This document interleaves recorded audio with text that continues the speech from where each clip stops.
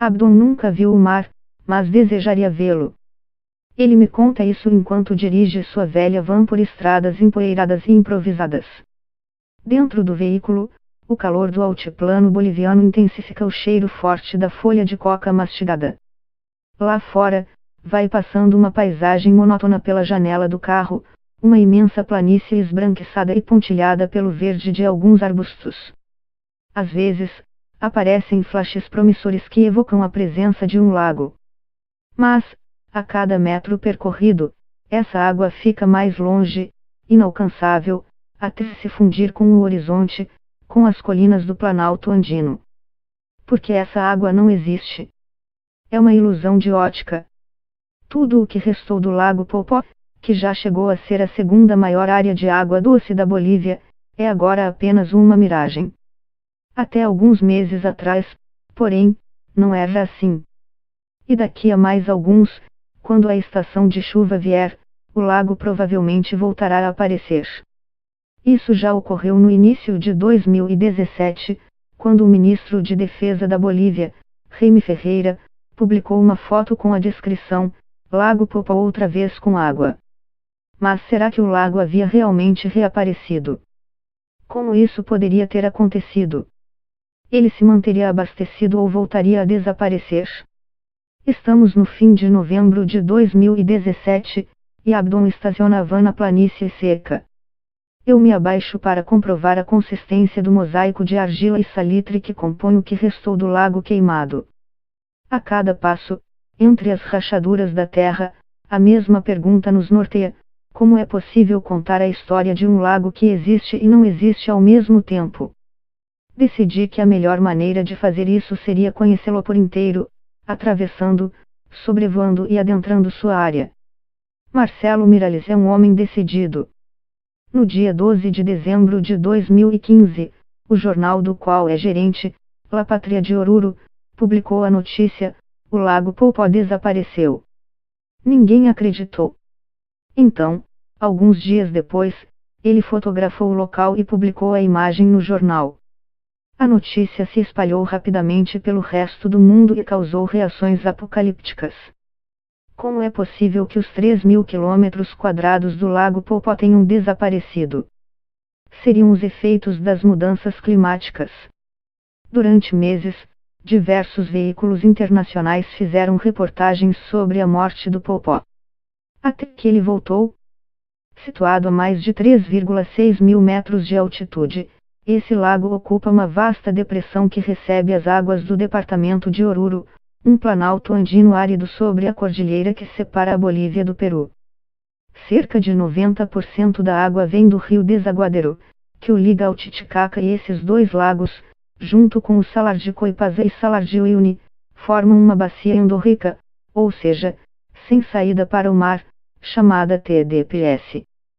Quando o nível do Titicaca cai abaixo dos metros, o fluxo que alimenta o Desaguadero é interrompido, e o lago não consegue compensar a perda maciça de água devido à evaporação na superfície. Miralles mostra, por exemplo, o que era a ilha de Panza, que hoje não passa de um ponto mais alto no meio da terra rachada do lago.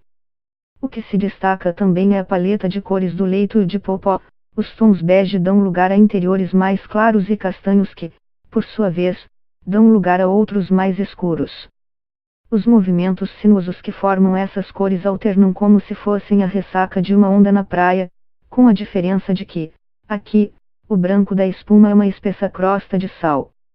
Do verde que caracteriza a água do Poopó ou do rosa dos flamencos andinos, no entanto, não há nenhum vestígio. Outra coisa que Miralles reforça é que o lago está completamente seco. Outra vez, ressalta. A desaparição dele aconteceu efetivamente em 2015, mas não foi a primeira na história. Ao longo do século XX, o Poopó esteve completamente seco entre 1939 e 1944 e entre 1994 e 1997, enquanto entre 1969 e 1973 foi reduzido a pequenas piscinas. Mas também é verdade que o lago voltou a aparecer, tanto nos anos 1940, quanto nos anos 1970 e depois no início de 2017. Não há dúvidas de que o Popó voltará a existir no futuro, garante Milton Pérez, professor de Engenharia Agrícola da Universidade Técnica de Oruro, que pesquisa as movimentações do lago.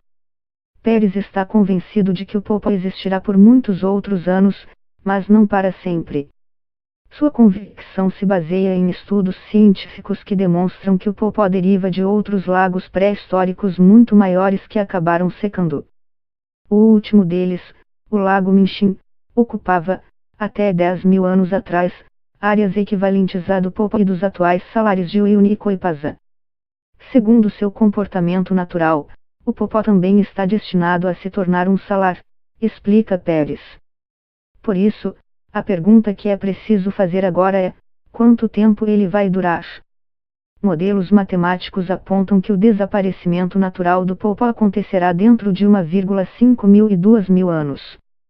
Ainda que, segundo diversos cientistas, as mudanças climáticas, os efeitos da oscilação meridional do El Niño e a atividade humana também estejam encurtando a vida do lago. Entre 1995 e 2005, a temperatura no altiplano andino subiu uma média de 0,9 graus C, e a temperatura mínima aumentou 2,06 graus C nos últimos 56 anos. Esses fatores influenciam de maneira decisiva a evaporação das águas. Além disso, precisamos levar em conta ciclos de seca cada vez mais frequentes e longos. Antes, um ano sem chuvas era seguido por 7 de chuvas abundantes, o que permite a recuperação do lago. Nas últimas 2 décadas, porém, a seca se repetiu a cada 3 anos. Finalmente, é preciso considerar também os ventos que, entre agosto e setembro, batem forte na superfície do lago e o inundam com milhões de toneladas de sedimentos do deserto do Atacama. Mas pode-se dizer que o desaparecimento do Popó se deve a mudanças climáticas. Parcialmente,